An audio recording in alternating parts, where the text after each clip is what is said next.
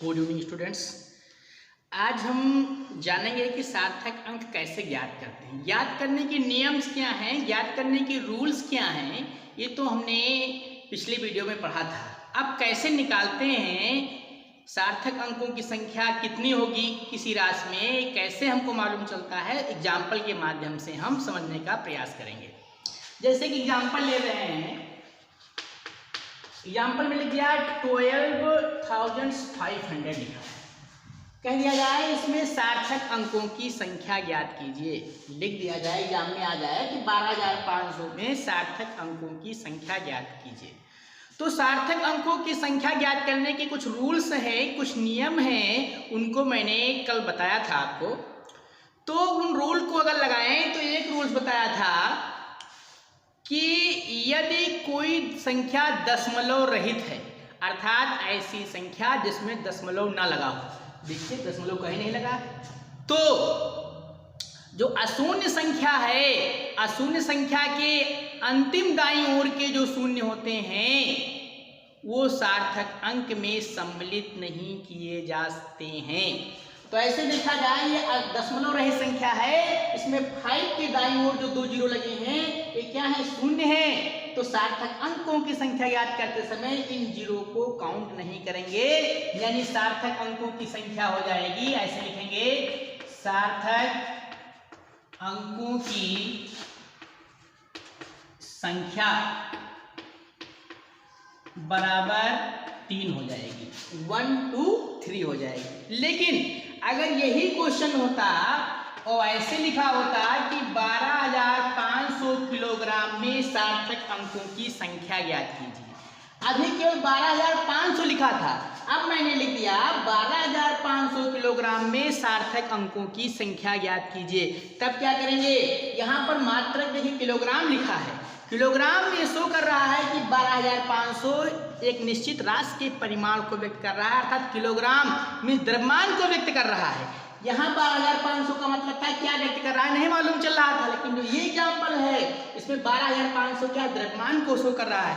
तो जब कोई भी राशि एक निश्चित जब कोई दी हुई संख्या एक निश्चित राशि के परिमाण को व्यक्त करती है तो सार्थक अंकों की संख्या ज्ञात करते समय अंतिम जीरो को काउंट कर लेते हैं। तो इसमें जो है सार्थक अंकों की संख्या 5 हो जाएगी, सार्थक अंकों की संख्या, सार्थक अंकों की संख्या बराबर 5 हो जाएगी, 1 2 3 और 2 जीरो कर लेंगे। और भी हम एग्जाम्पल ले रहे हैं, अगला एग्जाम्पल देखिए, जैसे ले लिया जाए 12.501। अब पूछ ले कि इसमें सार्थक अंकों की संख्या ज्ञात कीजिए।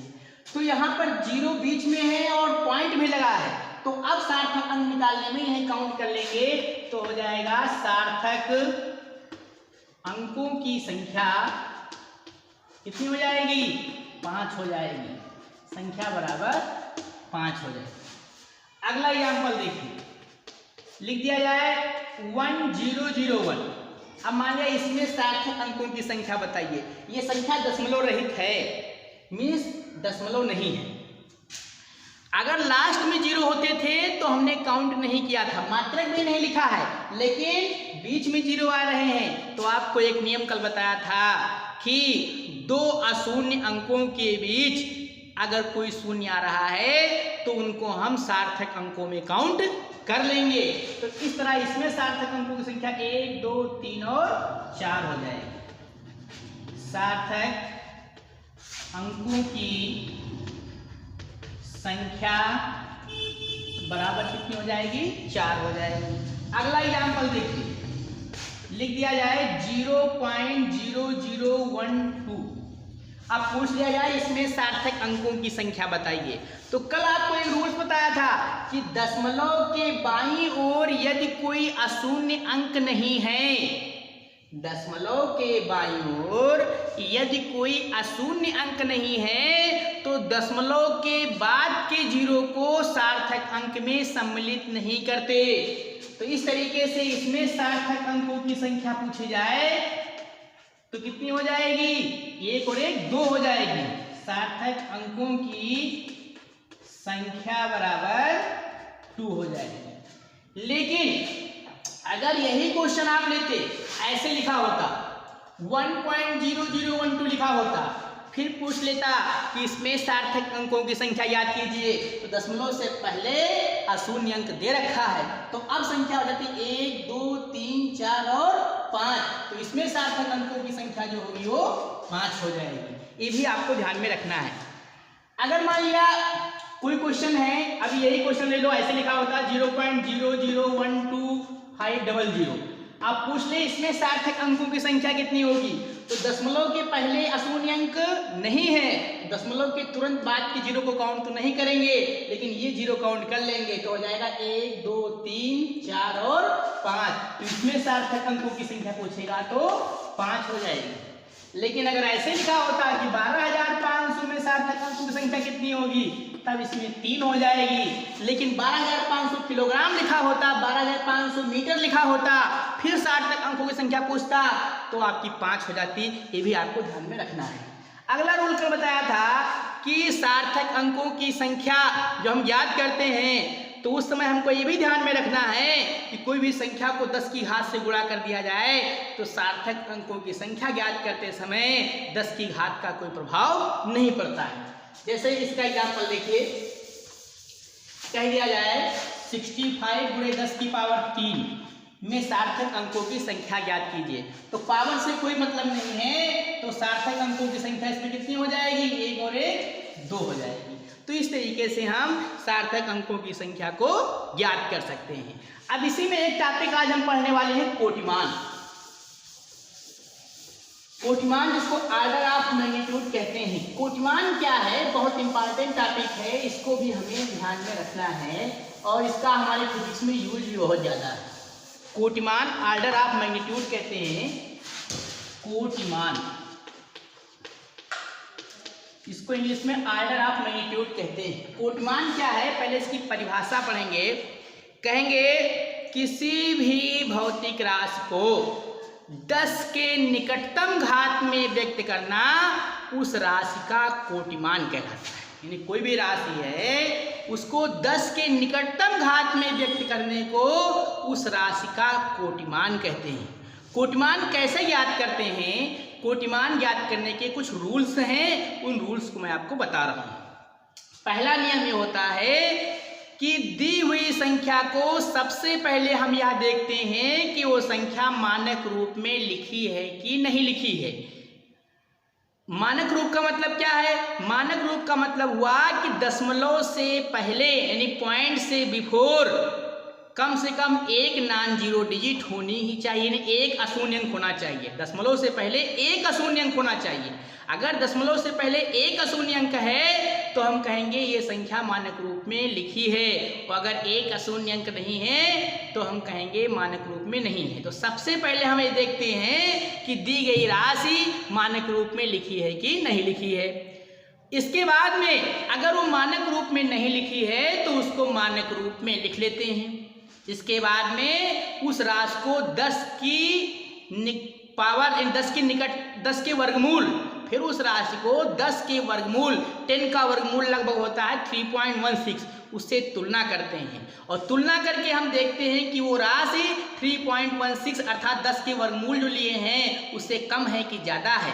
अगर वो 10 के वर्गमूल से कम है तो जो पहले से 10 की घात का गुणा है वही उस राशि का कोटिमान कहलाएगा, और अगर ज़्यादा है तो 10 की घात में एक जोड़ देते हैं। एग्जाम्पल के माध्यम से हम आपको बता रहे हैं।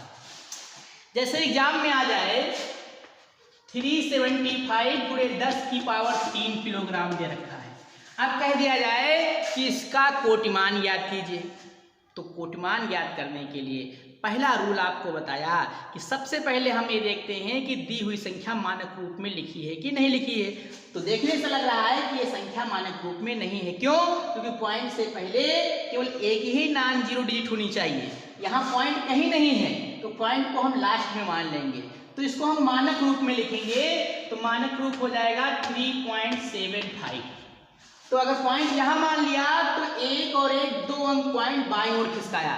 जब पॉइंट हम बाईं ओर खिसकाते हैं तो 10 की पावर प्लस हो जाती है।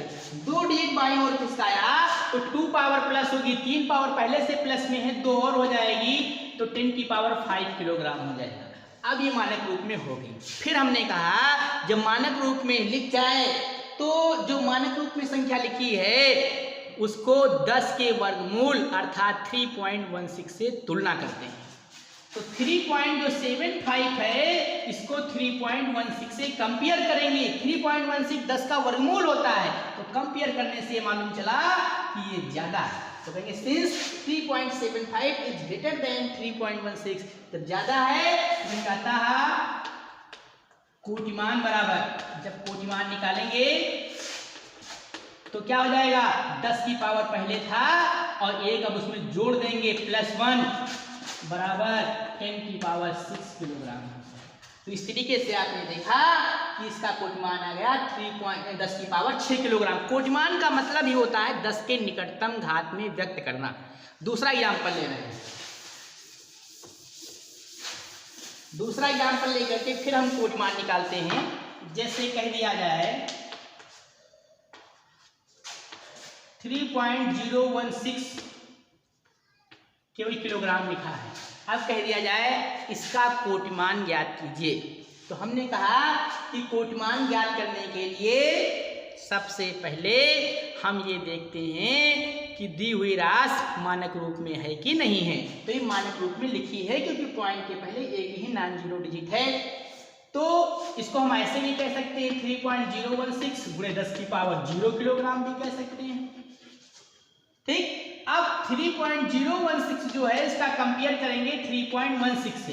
तो कंपेयर करेंगे तो देखा आपने कम है, और जब कम है तो वही 10 की घात जो पहले से गुणा है वही कोटिमान कहलाएगी। तो इस तरीके से इसका कोटिमान जो हो जाएगा और 10 की पावर 0 किलोग्राम। कोटिमान का मतलब ही होता है 10 की घात में व्यक्त करना। ठीक, अगला एग्जाम्पल देखिए।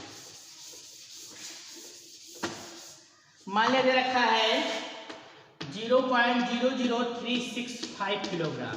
कह दिया जाए इसका कोटिमान याद कीजिए। तो ये मानक रूप में नहीं लिखा है, तो इसको पहले मानक रूप में लिखेंगे, मीन्स 3.65 लिखेंगे। तो पॉइंट आपने राइट साइड खिसकाया है 1 2 3, तो 3 पावर आपका नेगेटिव हो जाएगा 10 की पावर -3 किलोग्राम। अब इसको हम 10 के वर्गमूल से कंपेयर करेंगे, मीन्स 3.65 को तुलना करेंगे 3.16 से, तो आपने देखा ज्यादा है। और जब ज्यादा है तो ऑर्डर ऑफ मैग्नीट्यूड मीन्स कोटिमान निकालते समय 10 की घात में जोड़ देंगे -3 + 1, तो आ जाएगा 10 की पावर -2 किलोग्राम। इस तरीके से होगा। ठीक है, तो इस तरह हम कोटिमान निकालते हैं। अगला क्वेश्चन देखिए, जैसे कह दिया जाए कि मनुष्य के शरीर का कोटिमान ज्ञात कीजिए। एग्जाम में आ जाए कि मनुष्य के शरीर का, ये मनुष्य का कितना वजन है या मनुष्य के द्रव्यमान का कोटिमान ज्ञात कीजिए। तो मान लिया मनुष्य का द्रव्यमान मान लिया 120 किलोग्राम, मान लिया किसी का द्रव्यमान 120 किलोग्राम है। कोई भी द्रव्यमान ले लो, 120 ले लो, 150 ले लो, 200 ले लो, 250 ले लो, इससे ज़्यादा तो होगा नहीं, 300 किलोग्राम मान लो, तो इस तरीके से 80 मान लो। तो अब हम क्या करेंगे, मान लिया मनुष्य का द्रव्यमान 120 किलोग्राम है, तो अब इसको मानक रूप में देखेंगे। मानक रूप में नहीं लिखा है, तो मानक रूप में लिखेंगे तो 1.20 गुणे 10 की पावर 2 किलोग्राम हो जाएगा, क्योंकि 2 अंक बाईं ओर खिसकाया तो पावर पॉजिटिव हो जाएगी। अब 1.20 को कंपेयर करेंगे 3.16 से, तो आपने देखा ये कम है, और जब कम होता है तो जो पहले 10 की घात से गुणा होता है वही कोटिमान हो जाता है। तो इस तरीके से कोटिमान इसका जो होगा वो हो जाएगा 10 की पावर 2 किलोग्राम। ठीक है, इस तरीके से। जैसे अगर मान लिया मनुष्य का द्रव्यमान आपने 100 किलोग्राम ले लिया, या मान लिया आपने 80 किलोग्राम ले लिया, अब इसका कोटिमान निकालोगे तो इसको मानक रूप में लिखोगे तो 8.0 गुणे 10 की पावर 1 किलोग्राम।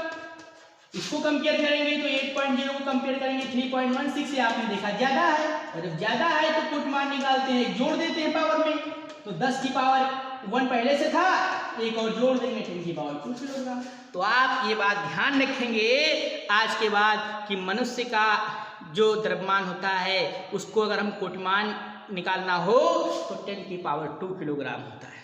कोटिमान का मतलब ही होता है 10 की घात में व्यक्त करना। अभी कह दिया जाए कि पृथ्वी का जो द्रव्यमान होता है इसका कोटिमान ज्ञात कीजिए। तो आप जानते हैं कि पृथ्वी का द्रव्यमान जो है 6 × 10⁻24 किलोग्राम होता है। ये पृथ्वी का द्रव्यमान है 6 × 10⁻24 किलोग्राम। कोटिमान निकालना है तो इसको मानक रूप में लिखा ही ऐसे लिख सकते हैं 6.0 × 10⁻24 किलोग्राम। अब कंपेयर करेंगे तो 6.0 को कंपेयर करेंगे 3.16 से। 3.16 क्या है? 10 का वर्गमूल है। 10 का वर्गमूल क्यों लेते हैं? क्योंकि 10 की घात में लिख रहे हैं।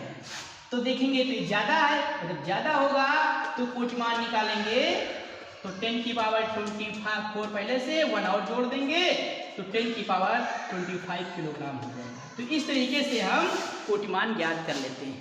ठीक है, आपको समझ में आ गया होगा ऐसा हमें विश्वास है। यदि फिर भी कोई समस्या होगी तो आप जो है मुझसे कांटेक्ट कर सकते हैं, कमेंट बॉक्स में लिख करके पूछिएगा। कोई समस्या होगी तो मैं आपको फिर से इसको एक्सप्लेन कर देंगे। ठीक है, हाँ ये मैं आपको जरूर कहना चाहूँगा कि यदि आपने चैनल को सब्सक्राइब नहीं किया है तो सब्सक्राइब कर लें, जिससे कि आपको नेक्स्ट वीडियो जब मैं भेजूँ तो उसका नोटिफिकेशन आप तक पहुँच जाए। और लाइक तथा शेयर करना भी ना भूलें। अगर आप शेयर करते रहेंगे, अधिक से अधिक शेयर करेंगे वीडियो को, तो जो आपके दूसरे मित्र हैं उनके तक भी वीडियो पहुँचेगा तो उनको भी इसका लाभ मिल सकेगा। धन्यवाद।